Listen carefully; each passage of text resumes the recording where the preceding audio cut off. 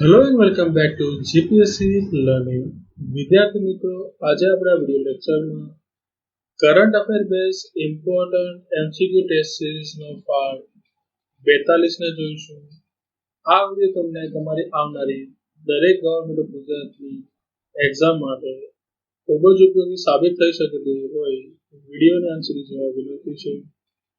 તો ચલો શરૂ કરીએ આજનો વિડીયો. હવે બાયોફ્યુલ પર વર્ષ 2018માં રાષ્ટ્રીય નીતિ આવી, તો તેને સંબંધિત અહીં 3 વિધાનો આપ્યા છે. સર્વપ્રથમ વિધાન છે કે ભાઈ બાયોફ્યુલ 2018 પર રાષ્ટ્રીય નીતિ વર્ષ 2030 સુધીમાં પેટ્રોલમાં ઇથેનોલનું મિશ્રણ 20%, જ્યારે ડીઝલમાં બાયોડીઝલનું 5% મિશ્રણના સૂચક લક્ષ્યની કલ્પના કરે છે.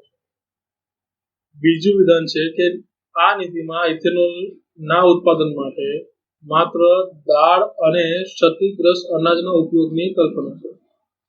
ત્રીજું છે કે ભાઈ આ નીતિ વપરાયેલ રસોઈ તેલમાંથી બાયોડીઝલ ઉત્પાદનને પ્રોત્સાહન આપે. તો અહીંયા આપણે ત્રણ શેના વિશેની વિધાનો જોયા, તો કે રાષ્ટ્રીય બાયોફ્યુલ નીતિ 2018 વિશે. બરાબર. હવે 4 ઓપ્શન આપેલા છે. આ 4 ઓપ્શનમાંથી આપણે યોગ્ય વિધાન સર્ચ કરવાના છે. તો રાઈટ આન્સરની વાત કરવામાં આવે તો વિકલ્પ બી એટલે કે માત્ર પ્રથમ વિધાન અને ત્રીજું વિધાન જ યોગ્ય છે. હવે બીજું વિધાન અયોગ્ય છે તેના વિશે વિસ્તૃત માહિતી મળે છે. તો અહીં આપણને રાષ્ટ્રીય બાયોફ્યુલ નીતિ 2018 વિશે કેટલાક ચર્ચાસ્પદ વસ્તુઓ આપેલી છે. હવે અગાઉના જેમ આપણે પ્રથમ વિધાનમાં જોઈ ગયા કે ભાઈ 2030 સુધીમાં પેટ્રોલમાં 20% ઇથેનોલ અને બાયોડીઝલ 5% જશે. શેમાં? તો કે ડીઝલ. એ યોગ્ય છે. હવે જે આ બાયોફ્યુલ ની જે રાષ્ટ્રીય નીતિ છે તેની મુખ્ય સેલિયન્ટ ફીચર અહીં આપણે ચર્ચા કરીએ. સર્વપ્રથમ છે ક્લાસિફિકેશન એટલે કે વર્ગીકરણ. આ નીતિ બાયોફ્યુલને બેઝિક બાયોફ્યુલ તરીકે વર્ગીકૃત કરે છે. હવે ફર્સ્ટ જનરેશન બાયોફ્યુલ અને બાયોડીઝલ ઉપરાંત એડવાન્સ બાયોફ્યુલ એટલે second generation. Municipality waste, drop in ઇંધન થર્ડ જનરેશન બાયોફ્યુલ, બાયોસીએનજી વગેરે યોગ્ય વિસ્તરણને સક્ષમ કરવા માટે. આ થઈ ગયા 3 જનરેશનની વાત. હવે બીજું વસ્તુ છે કાચા માલનો અવકાશ. હવે કાચા માલના અવકાશ માટે આ નીતિમાં શેરડીનો રસ, સુગર બીટ, સ્વીટ જુવાર જેવી સામગ્રી ધરાવતી ખાંડ, મકાઈ, કાસવા જેવી સામગ્રી ધરાવતા સ્ટાર્ચ, ઘઉં જેવા તૂટેલા અનાજ, તૂટેલા ચોખા અને ઇથેનોલના ઉત્પાદન માટેના કાચા માલના વ્યાપને વિસ્તૃત કરે છે. આ ઉપરાંત રોટો એટલે કચરાયેલા બટાકા અને ઇથેનોલના ઉત્પાદન માટે માનવ વપરાશ અયોગ્ય એવું પણ કીધું. હવે ત્રીજું છે ખેડૂતો માટેની સુરક્ષા. સરપ્લસ ઉત્પાદનના તબક્કા દરમિયાન ખેડૂતોને તેમની ઉપજ માટે યોગ્ય ભાવ ન મળવાનું જોખમ હોય છે. હવે આને ધ્યાનમાં લેતા આ નીતિમાં બાયોફ્યુલ કોઓર્ડિનેશન કમિટીની મંજૂરીથી પેટ્રોલ સાથે મિશ્રણ કરવા માટે ઇથેનોલના ઉત્પાદન માટે વધારાના અનાજનો ઉપયોગ કરવાની પણ મંજૂરી આપે છે. ચોથું છે વાયબિલિટી ગેપ ફંડિંગ. હવે એડવાન્સ બાયોફ્યુલ પર દબાણ સાથે પોલિસી 6Gમાં 2G ઇથેનોલ બાયો રિફાઇનરીઓ માટે વધારાની ટેક્સ પ્રોત્સાહન ઉપરાંત ફર્સ્ટ જનરેશન બાયોફ્યુલની તુલનામાં વધુ ખરીદ કિંમત ઉપરાંત 600 કરોડની વાયબિલિટી ગેપ ફંડિંગ યોજના સૂચવે. પાંચમું છે બાયોડીઝલ ઉત્પાદનને વેગ આપવા. આ નીતિ બિનખાદ્ય તેલીબિયા, વપરાયેલ કુકિંગ ઓઇલ, ટૂંકા ગાળાના પાકમાંથી બાયોડીઝલ ઉત્પન્ન માટે સપ્લાય ચેન મિકેનિઝમની સ્થાપનાને પ્રોત્સાહન આપે. આગળના ટોપિક તરફ વધીએ તો સ્પેશિયલ ડ્રોઈંગ રાઇટ SDR સંબંધિત નીચેના વિધાનો ધ્યાનમાં લો. સર્વપ્રથમ છે special drawing write A IMF દ્વારા બનાવવામાં આવેલ ઇન્ટરેસ્ટ બિયરિંગ ધરાવતા આંતરરાષ્ટ્રીય અનામત સંપત્તિ છે. બીજું વિધાન છે કે SDR નું મૂલ્ય IMF દ્વારા નિર્ધારિત કરવામાં આવતું નથી. તેના બદલે તેને સીધા બજારમાં સપ્લાય અને માંગ દ્વારા નક્કી કરવામાં આવે છે. ત્રીજું છે તે સભ્ય દેશો, ખાનગી કંપનીઓ અથવા વ્યક્તિઓ દ્વારા યોજાય અને ઉપયોગ કરી શકાય. તો ઉપરોક્ત વિધાનમાંથી કયું ખોટું છે તેની વાત કરવાની છે. તો અહીં આપેલા 4 વિકલ્પમાંથી વિકલ્પ સી એટલે કે બીજું અને ત્રીજું ખોટું છે. વિસ્તૃત માહિતી મેળવીએ કે બીજું ત્રીજું કેમ ખોટું છે, તો સર્વપ્રથમ આપણે મેળવીએ સ્પેશિયલ ડ્રોઈંગ રાઇટ વિશેની માહિતી. તો special drawing write A IMF દ્વારા સભ્ય દેશોની અન્ય અનામત સંપત્તિઓને પૂરક બનાવવા માટે 1969 માં રચાયેલ વ્યાજ ધરાવતા આંતરરાષ્ટ્રીય અનામત સંપત્તિ. બીજું છે કે SDR US dollar, Japanese yen, euro, pound sterling અને ચાઇનીઝ રેન્ડેનબીનો સમાવેશ કરતી આંતરરાષ્ટ્રીય કરન્સીની એક ટોપલો છે. તે કોઈ ચલણ નથી અથવા IMF પર તે દાવો પણ નથી, પરંતુ IMF સભ્યોની મુક્ત ઉપયોગમાં લેવાતી ચલણો પરનો તે દાવો છે. SDR નું મૂલ્ય બજારમાં સપ્લાય અને માંગ દ્વારા સીધી નક્કી કરવામાં આવતું નથી, પરંતુ IDF દ્વારા દરરોજ SDR બાસ્કેટમાં સામેલ કરન્સી વચ્ચેના વિનિમય દરના આધારે તે નક્કી કરવામાં આવે છે.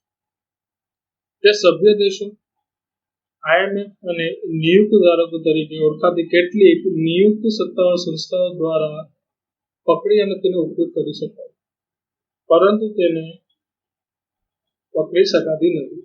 ઉદાહરણ તરીકે ખાનગી સંસ્થાઓ અથવા વ્યક્તિઓ દ્વારા અનામત સંપત્તિ તરીકે તેની સ્થિતિ SDR માં નામ સૂચવેલા જવાબદારીઓને રાખવા, સ્વીકારવા અને માન આપવાની સભ્યોની પ્રતિબદ્ધતાઓમાં ઉદ્ભવે છે. SDR IMF અને કેટલાક અન્ય આંતરરાષ્ટ્રીય સંગઠનના ખાતાના એકમ તરીકે પણ કાર્ય કરે છે. આગળ વધીએ.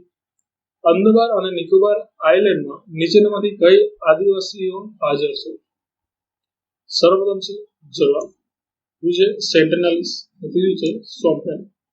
તો રાઈટ આન્સરની વાત કરવામાં આવે તો વિકલ્પ ડી એટલે કે આ ત્રણે અંદમાન નિકોબાર આઇલેન્ડમાં હાજર છે, જે આદિવાસી છે. વધુમાં ચર્ચા કરીએ તો અંદમાન ટાપુ પર 4 નિગ્રીટો આદિવાસીનું ઘર છે: ગ્રેટ અંડમાનીસ, ઓન્ચ, જરવા અને સેન્ટિનલ્સ. નિકોબાર ટાપુઓ 2 મંગોલિયન જાતિઓનું ઘર છે: સોમ્પેન અને નિકોબારીસ. માનવામાં આવે છે કે નિગ્રીની જાતિઓ 60,000 વર્ષ પહેલા આફ્રિકાથી ટાપુઓ પર આવી હતી. આ બધા વિચરતી શિકારી છે. જંગલી ડુક્કર અને મોહિટર ગરીબનો તેઓ શિકાર કરે છે. આ ઉપરાંત શરણાગતિ અને તીરથી માછલી પકડે છે. તેઓ જંગલમાંથી મધ, મૂળ, તેના રસ ઝરતા ફળોની પણ એકત્રિત કરે છે. મંગોલિયન આદિજાતિઓ કદાચ 1000 વર્ષ પહેલા મલય બર્મા ખાતેથી ટાપુઓ પર આવી હતી. આગળ વધી. હાઉસિંગ પ્રાઇસ ઇન્ડેક્સ કેટલીક વાર સમાચારમાં જોવા મળે છે. તે ખાલી જગ્યા દ્વારા પ્રકાશિત કરવામાં આવે છે. રાઈટ આન્સર આવશે વિકલ્પ સી, ભારતીય રિઝર્વ બેંક. વધુમાં ચર્ચા કરીએ તો વર્ષના અગાઉના સમયગાળાની તુલનામાં વર્ષ 2019-20ના ચોથા ક્વાર્ટરમાં ઓલ ઇન્ડિયા હાઉસિંગ પ્રાઇસ ઇન્ડેક્સમાં 3.9% વધારો થયો, પરંતુ અગાઉના ક્વાર્ટરની તુલનામાં 0.2% ઘટાડો થયો. એટલે કે શું કહેવા માંગે છે, વર્ષ 2018-19માં જે હતો તે પ્રમાણમાં ચોથા ક્વાર્ટરમાં તો 3.9% વધારો થયો, પરંતુ 2019-20નો જે આ ક્વાર્ટર છે એટલે ચોથા ક્વાર્ટર, એની પહેલા જે ત્રીજું ક્વાર્ટર હતું તેમાં 0.2% ઘટાડો હતો.